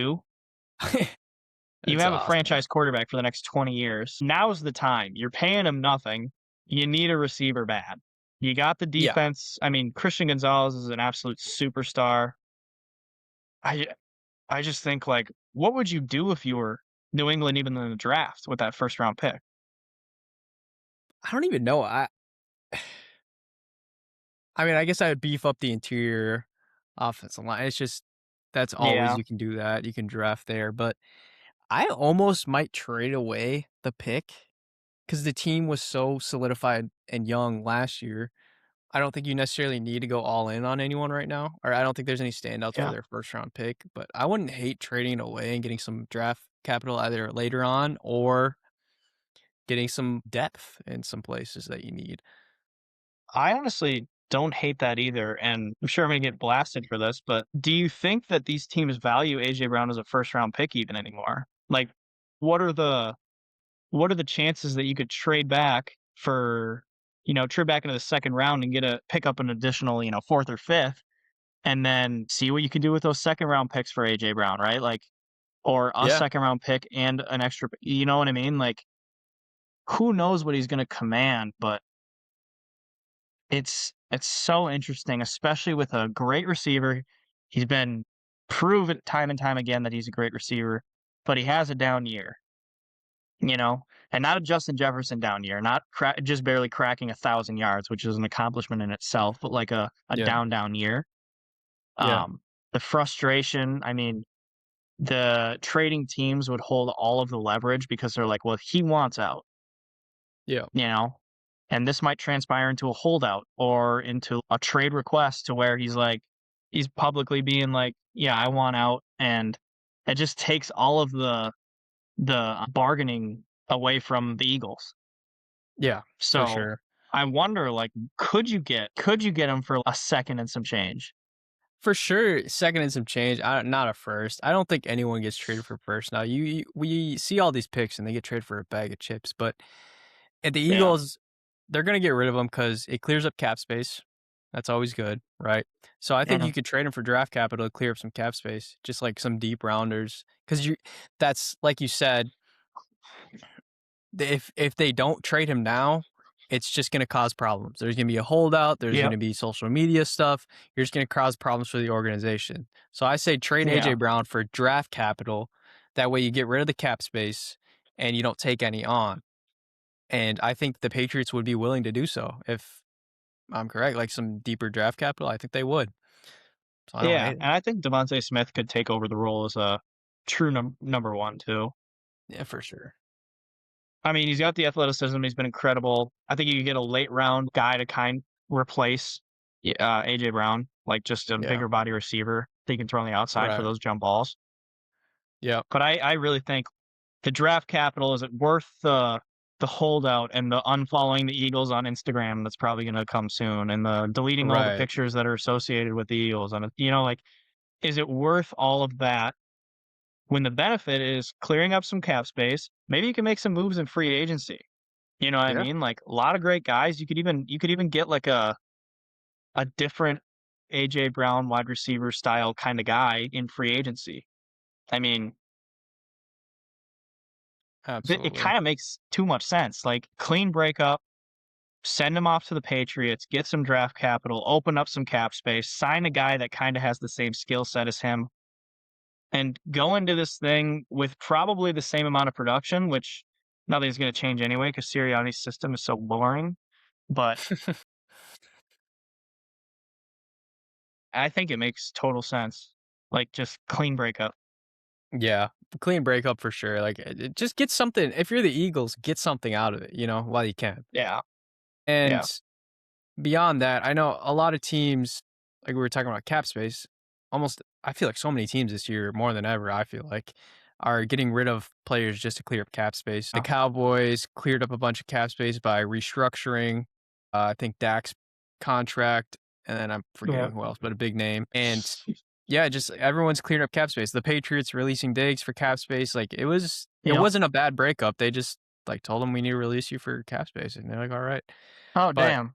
DJ Moore just got traded to the Bills. Whoa, DJ Moore to Yeah. the Bills. Okay, that's interesting because a lot of people were saying Stephon Diggs back to the Bills, so I guess that's not gonna happen. Wow. But DJ Moore and the Bills, that will be elite, man. That Bills I mean, think system, about it. Yeah. yeah, where it's just kinda chippy, quick yards, and he's just he's got that route running and speed. He's gonna get those 10, 15-yard, yeah. Oh my god, that's gonna be great for them. Wow. Wow. Second round pick. Yeah, see, that's what I'm saying. Teams are just getting rid of cap space. Yeah. That's all they're doing. I guess it's Luther Burden season. Yeah, dude, dang, DJ Moore to the Bills. So that probably negates Stephon Diggs going to the Bills. So where do you think Diggs is running to now?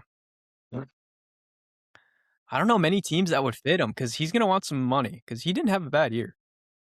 Yeah. I mean, when you think about washed wide receivers, the Titans comes to mind. Like, Yeah. shoot, he need the Eagles? I don't know. Is he gonna command a bag? Like, would it make sense to get rid of AJ Brown and then bring in Diggs? Obviously, they're different types of receivers. Diggs is like a route artist, but I I mean, I mean, feel like if I were Diggs, I wouldn't want to because he's a free agent. Let's think about that. So yeah. he's gonna I mean, want he's gonna want money. money and contention and a good mix. Yeah, ring chasing. But it's depending Uh, on where Tyreek Hill goes, that's gonna be one thing too, right? yeah, I don't know. I don't hate Diggs to the Chiefs, man. If they don't, I just don't think they have the money for that though. They have to restructure a lot of things. But I don't hate Diggs to the Chiefs if Tyreek doesn't go. But I yeah, don't think they have the money for that right now. yeah. Otherwise, I'm I still don't banking know, on man. Like, Chargers for Tyreek. I really think yeah, Tyreek's gonna go to the Chargers. I don't see another. I mean, the Chiefs just they had a really messy breakup. Like, I don't know. I think I actually really like Diggs at the Chiefs. They've been. I mean, think about like Juju, right? He came from the Patriots. Him and Diggs played yeah, together. I think for a yep. little bit, right? A year. I don't I know, should but fact check that. they definitely need some wide receiver pieces, man, to create some separation. I think that was their, kind of. They had a lot of trouble this season, anyways, with Travis Yeah. Kelce not assuming like his regularity of greatness, but you Hmm. just saw the team struggle because the wide receivers weren't creating much space, and that team is an offensive powerhouse. So they need Right. top guys. So I don't hate Diggs going over there. There's Yeah, Juju and also, Diggs did play together. yeah.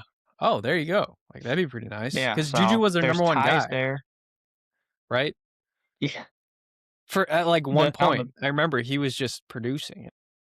Oh, yeah. I mean, when he was on the Steelers, he was a great rookie on the Steelers. I think Oh yeah, he had a decent run with the Chiefs.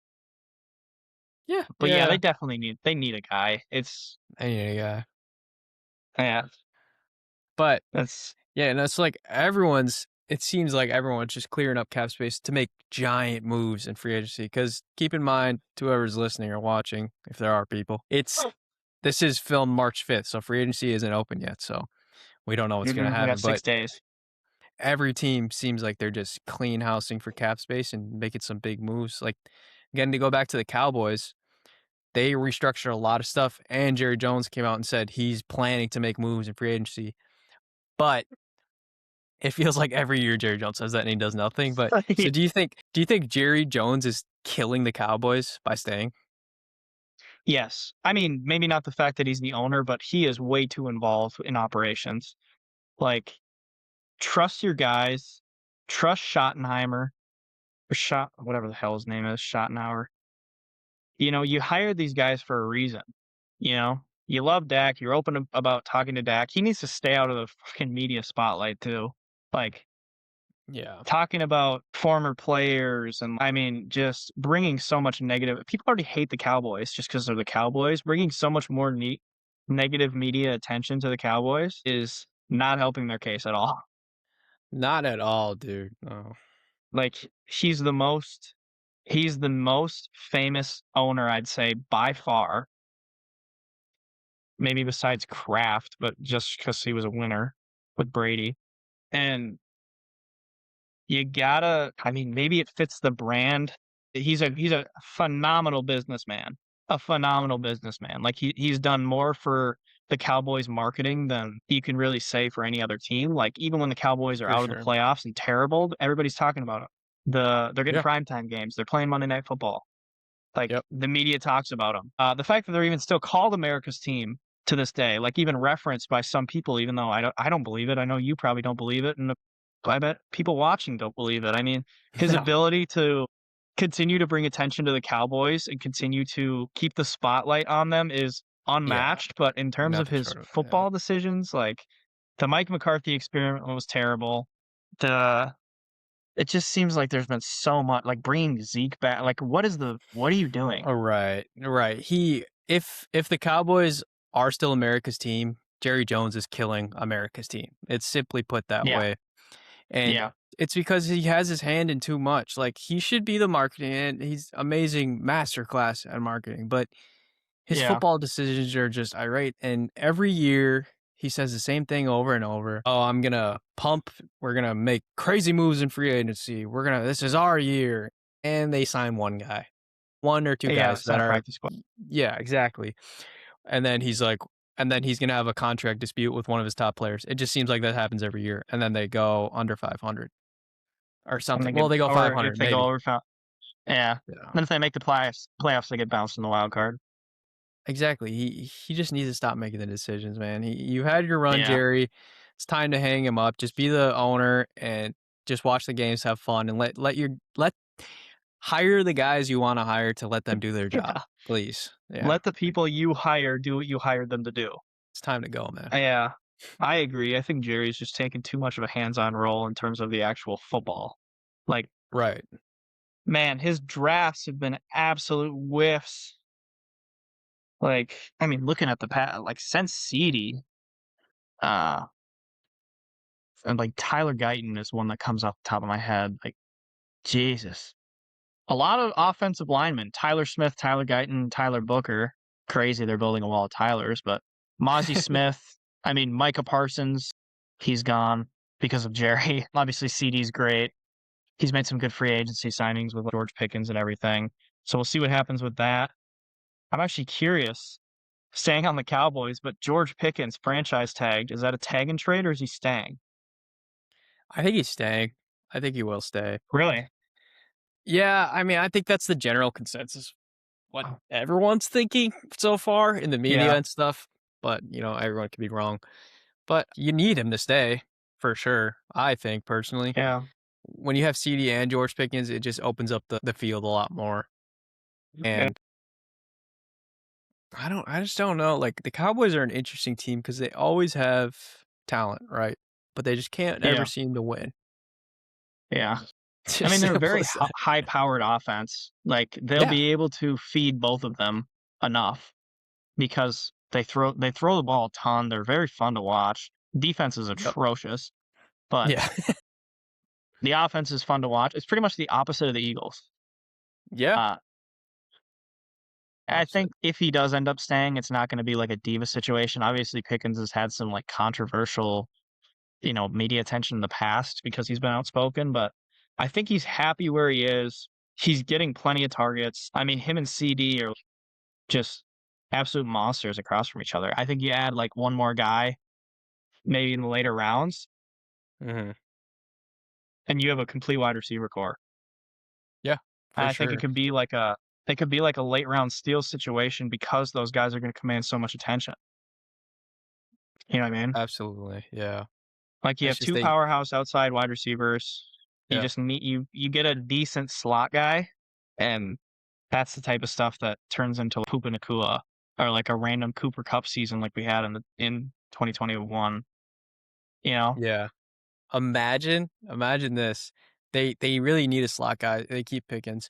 Imagine Tyreek Hill went to the Cowboys and filled that slot. That offense would be That would be sweet. unreal. I don't think it's ever gonna happen, but that'd be crazy. Wow. I mean, what do you pay a guy like Tyreek at this point in his career? That's very true. Coming off an injury, being 30 some years old, you don't. I don't know. You just wait for the market to be set. That's always how it goes. You wait for the first couple wide receivers to set the market, and then you Yeah, gauge it from there. Like if some 32, how old is Stephon Diggs? He's kind of getting there too. he's in his 30s. Yeah, 32 Yeah, probably. if he gets a crazy bag, then Tyreek has every right to get a little lower than that. A crazy bag Yeah. though. It's just whoever sets the market, but that'd be cool if Tyreek Hill went to the Cowboys. Poof. I wonder if he'd take like a prove it deal this year, Tyreek, because he's getting paid still the from Miami. They're Yeah, still paying him, I like, think he will take like a prove it 1 year type of thing. because then maybe it's not out of the cards that Dallas picks him up for a year. Could be attractive in terms of opportunity there, not Yep. needing to be the number one guy straight out of the gate. His recovery he can take some time to recover, and when he's out there, he doesn't have to be the number one spotlight guy. You know what I mean?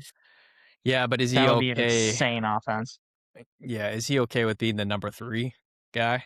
I don't That know. would be the But reason he doesn't go to Dallas. right, and Jerry Jones hates making moves, so Yeah, there's like I people. mean, I feel like there's been so many cases of NFL players where I've just heard stories of I wanted to go to Dallas. yeah, yeah. Yeah, and then they're just It's like, like but he, they didn't want me. Yeah, yeah, and it's like great players too. Yeah, I know what you mean. It's Jerry's got some shit to figure out. He said he wants another Super Bowl before he dies, so he's he's gotta get gotta, a he's gotta get a Super Bowl pretty soon, man. No hate yeah, on him. Like I hope he lives a long, prosperous life, but he's pretty old. yeah, yeah.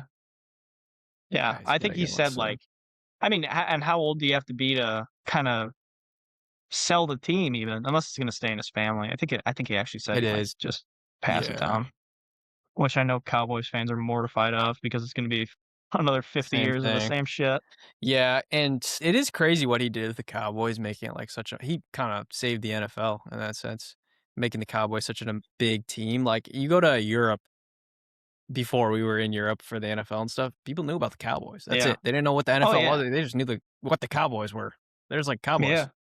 But speaking on that, like the teamness of the NFL has a team-driven league, whereas the NBA has a player-driven league. Do you Yeah. think there's a face of the NFL for a player? Well, man, if you asked me this question 10 years ago, I'd say absolutely. I mean, you think about the NBA, it's not really my forte per se. But even I know Anthony Edwards, you Right. know, LeBron, those guys, like Yeah. man, but the NFL, I mean, when you think about team driven sports, it's so funny because I remember watching your last episode about this. You guys talked about should the quarterback get all the blame for lost Super Bowls? Like how much of that should be factored into the GOAT conversation or all time, right? And I remember thinking Joe Flacco has a Super Bowl. Joe Flacco has a Super Bowl ring. Dan Marino does not. You will not find a single person. There are people that weigh rings and all that kind of stuff so much that I mean, if you find a person that says Joe Flacco's a better all-time quarterback than Dan Marino, like, come on. Yeah. But when you talk about team-driven, it's so funny you say that because it is team-driven, everybody aside from the quarterback. Yep, In terms of like in terms of like, what the media sees and everything, it's the quarterback's fault. An NBA player can take over a game. for sure. It's a lot The different. the Yeah. quarterback can't catch the ball, can't go on defense. You know what I mean? So, like, the comparison being, is there a face of the NFL? I mean, 10 years ago, I would have said absolutely. There's multiple, but maybe we are moving into more of that, like, kind of anonymous-ish. Everybody's kind of the same. I mean, think about it. When is the last time we had a 5,000-yard passer? Right. Yeah. Like 10 years ago, it was everybody. Peyton Yeah. Manning and Tom Brady and Drew Brees and Aaron Rodgers and all these guys were just throwing ridiculous amount. The numbers were just ridiculous. And now it just seems like, I mean, aside from Stafford, who threw a lot of goal line touchdowns, it's like 30 touchdowns a year. Felt like everybody had 40 plus, like the top guys, top 10 guys were like 40 plus, 5,000 yards, 5,500 yards, whatever, and just going crazy. And I think that might be why there's no face of the NFL right now because, like I said, the quarterback gets all the blame and all the publicity, but all the praise. But there's not really phenomenal quarterback right now in the NFL that kinda could be the Right. face of the NFL, if that makes sense. Yeah, Patrick Mahomes was that. Obviously, down year, coming off a torn ACL, missed the playoffs. for But sure. where Yeah. it stands right now, I mean, I can't think of a face of the NFL right now. No, yeah, it'd be hard to pick one guy to be the face. I don't think there is. It's a Yeah. team-driven league, but yeah, like you're saying, man, it's weird that like back then every quarterback used to have so many yards, so many touchdowns, and now it's just slowing down. But the league has changed to favor the offense even more, I but know. yet the passing yards and touchdowns have slowed down. I think it's just because we've lost that field general who's gonna produce 3,000 yards, 4,000 yards. Right. And just speaking on that, is there, if any, do you see any up and coming field generals like from the past in today's present NFL? When I think of field general, I think of a guy that doesn't run at all. You know what I mean? Like, pocket passer, like a lot of those guys are, like even Jordan Love, I mean, he's more of a pocket passer, but he runs sometimes. When I think of field general, I think of extremely smart, understands the defensive scheme and the offense that they're running. And I think every guy in the NFL, every quarterback is extremely smart, just in a different, way. Maybe not like like we talked about relying on your athleticism over your knowledge of the game. I think that might be kind of dead aside from Stafford and Rodgers still and Flacco when he plays, that kind of stuff. And then obviously we heard it when Philip Rivers came back and he was, changing everything at the line. It was like it felt like nostalgic Yeah. listening to him do that kind of stuff, like it's a dead art in the NFL. But I think maybe that's the reason why these guys might be throwing for less because they're relying on athleticism and a lot of rushing touchdowns for the quarterback. Like, would you consider Caleb Williams a running quarterback? I really wouldn't. I'd say he's mobile, but he's No. certainly not a field general. Like, but the guy's got, a bunch of rushing Improviser, right? touchdowns, and he's not even considered a rushing quarterback. So I think that the landscape has changed so much. I mean, even like I was gonna say Fernando Mendoza, but even him, like think about the championship game. That they don't win that game, or at least that go ahead touchdown doesn't get scored if he doesn't run the ball. Something that you know, and I'm saying that's like a positive, but that's something that doesn't really happen if you're a field general. If you're like a I mean, think about Drew Brees, man, or Peyton Manning. Even early in their career, they were just when they were young dudes. It's just they read the defense, they studied the game, they use their brain to beat opponents. They use their eyes to lure linebackers away from the middle of the field if they wanted to slip. And guys still do Yeah. that, but I think we've moved away from chess kind of NFL systems. Yeah. If that makes sense. No, for sure. I don't know. It's crazy, and no, I don't really see any field generals coming up. Maybe like, I mean, I would say Drake May, but he runs a lot. Yeah, it's a Unless I'm forgetting dying someone. art, man. And Yeah, I just wish it came back though, because it's proven. It's literally proven to this day though. If you can make those adjustments on the fly, you will be an extremely successful team, quarterback and offense as a whole. It's like right when we saw Philip Rivers come back. Of course, he didn't have the athleticism to make the passes, but every adjustment he yeah, made, his guys were open. Every pass he yeah, made, his guy was very, very open. He would just throw it short or off, but he would make those adjustments right away. Like it was quick, quick, quick. And then you would see, I don't know, any wide receiver just 5 yards off of their corner because he made that adjustment correctly. He's just seeing. I don't know why it's dying so much. Maybe it's like players don't want to audible out and then be wrong, get cut yeah. because today's NFL is very fast. If you make a bunch of mistakes, you're on the hot seat. Because Peyton Manning had his rookie season was horrible, I believe. Like he threw the Yeah, he most threw like interceptions 30 for a picks. rookie. Yeah. Yeah, If that happened now, are you kidding me? Peyton Manning wouldn't get a chance in the league. it's true. Yeah, If they're Peyton very Manning was impatient. Impatient. yeah, if Peyton Manning had his rookie year this year in the NFL and threw 30 picks or so, he would be sat, or the fans would be enraged because he had so much hype and they'd be like, draft someone else, cut him. whatever, and he wouldn't get that chance. So I think that's why we don't have field generals anymore, is because there's that fear if you start moving pieces around, but you make the wrong move and throw a pick six, then it's like everyone's gonna criticize you online and be like, "Look, he made all these audibles and it was wrong. He's not smart. He shouldn't." I think that's a real Yeah, problem. I Is actually probably the I fear. really agree with that, yeah. Because I mean, you can rely on your athleticism to get you a first down, like, if you're out of the pocket or whatever, and Yeah. you see a defensive formation and you don't know what the hell they're gonna do, right? Like, No. let's just assume you don't know what they're gonna do. You can snap the ball, roll out, and pick up something with athleticism, whether that's a, you know, crazy athletic play like a Malik Willis against the Ravens type thing, or if it's a just a wide open run, right? Like you can use athleticism to kind of cover up the blemishes in your mental game, For sure. but it doesn't really extend past covering up some mistakes that you can make, in my opinion. Obviously, you can create electric plays and you know make a make a two-dimensional offense extremely scary to play against because you're like this dude could just Yeah. break off a run at any time. But at the core of the game, at the core of what has the game's been going for 100 years, at the core of it all, you need to understand what's going on and be one step ahead of Yep. the defense. And Absolutely. like I said, the athleticism can cover up some of those mental mistakes, but it's not going to take you to the Super Bowl. And it's not going to win you any. Think about Lamar Jackson, right? He's an unbelievable quarterback. He sometimes struggles with, processing sometimes. Like aside from his extreme athleticism and running in the playoffs, man, when he has to rely on his mental ability to dissect the defense and he can't rely on his running in certain situations.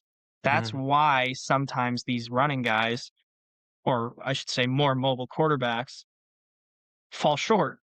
But think about the last few Super Bowl winners. I mean, we got the Seahawks, Sam Darnold, Yep. slightly mobile, but, you know, pocket Not passer. super. Jalen Hurts, I mean, he used to be a runner, that might be a special case because they just had such a super team. But I mean, even he's kind of fallen into the pocket passing mold with running sometimes, but he's never been like an electric runner.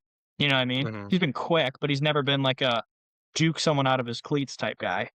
And then, Yeah. Mahomes, he's just obviously a superstar, but he's not really even a runner either. He's been more of like a backfield scrambler type thing. But I'm just saying, like these mobile guys, for whatever reason, and maybe it's processing, maybe it's relying on athleticism. They just don't seem to be able to put it all together when it really counts and when they really need to dissect the defense.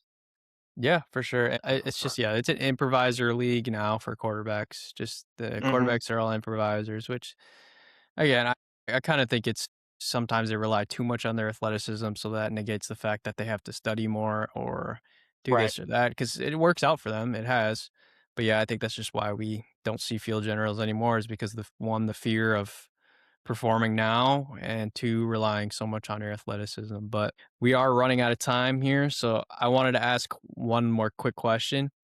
Just Okay. simple. Yeah, who do you think early take, who do you think wins next year's Super Bowl?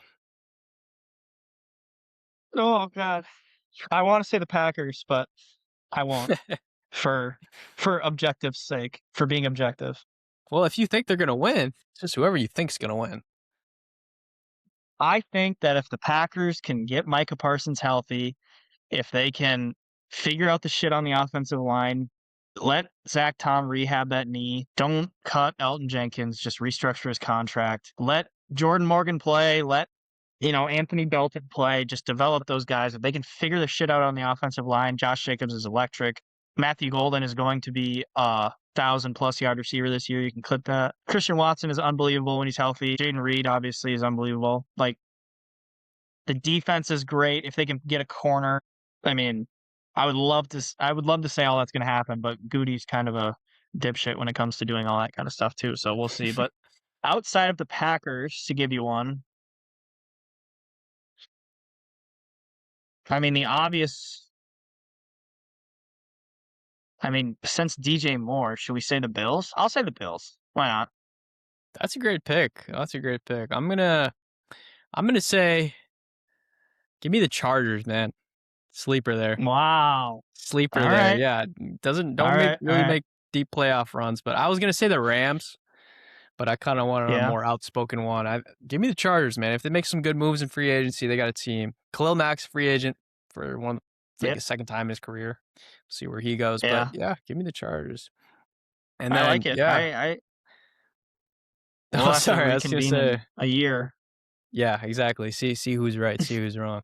All right, yeah, we'll reconvene in a year, and whoever's well, I guess we could both be wrong. All right, whoever's furthest out, right? Your pick is the Bills, my pick is the Chargers. Whoever's Okay. furthest out gives each other $10. There you go. We got a All $10 right. deal Yeah, on fuck there. it. Yeah, why not? 10 hard-earned I'm down dollars. for it. Yeah, but Sweet. just before we go, I wanted to ask one more question, and it kind of goes back to the finance part of the podcast. But if there was one book you had to recommend to everyone that's your favorite about finance, what book would it be and why? Well, it's not really about finance, it's more generally about life, which I think could be really beneficial to Yeah, for bleed into sure. finance. My dad got it for me. It's a very popular book. It's called Unfuck Yourself by it's Gary John Bishop. That's always been a good one. I mean, in terms of like self-help, it's one of the more it's more one of the more fun ones to read. In terms of finance, man, like I could sit here and say Rich Dad Poor Dad, but everybody's read that.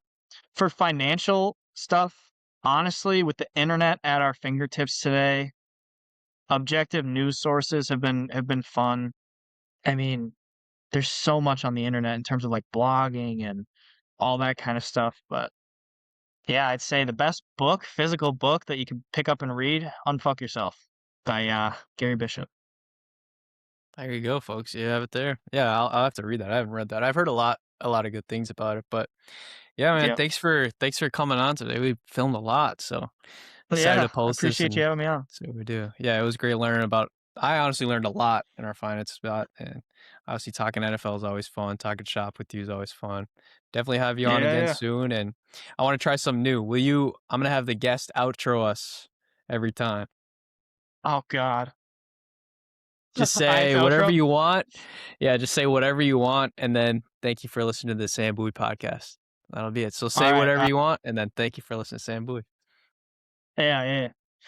All right. Well, thanks everybody for listening to the Sam Bowie podcast. Be smart with your money. Do your research. Go Pack Go. We'll see you next time. All right, awesome, man. Thank you. Yeah.